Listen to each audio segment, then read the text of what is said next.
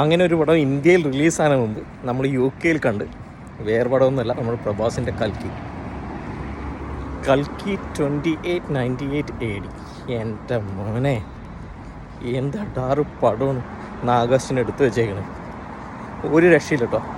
Director നാഗാശ്വിൻ, hats of two മാൻ. എൻ്റെ അമ്മ, നിങ്ങളുടെ ഒരു ഇമാജിനേഷൻ അത് ഞങ്ങൾ സമ്മതിച്ചു തന്നിരിക്കുന്നു.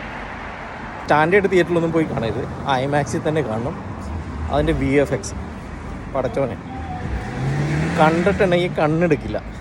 ആദ്യത്തെ ഹാഫ് എന്ന് പറഞ്ഞാൽ കുറച്ച് ലാഗായിട്ടൊക്കെ തോന്നും. ഓരോരോ ക്യാരക്ടേഴ്സിൻ്റെ അവരുടെ ക്യാരക്ടറൈസേഷൻ ചെയ്യുന്ന സീൻസൊക്കെയാണ്. അപ്പോൾ അതായത് നമുക്കൊരു ലാഗിങ് ഒക്കെ തോന്നുമെങ്കിലും സെക്കൻഡ് ഹാഫ് എൻ്റെ അമ്മോ ഒരു രക്ഷയില്ലെന്ന് പറഞ്ഞാലല്ലേ, ഒരു രക്ഷയില്ല.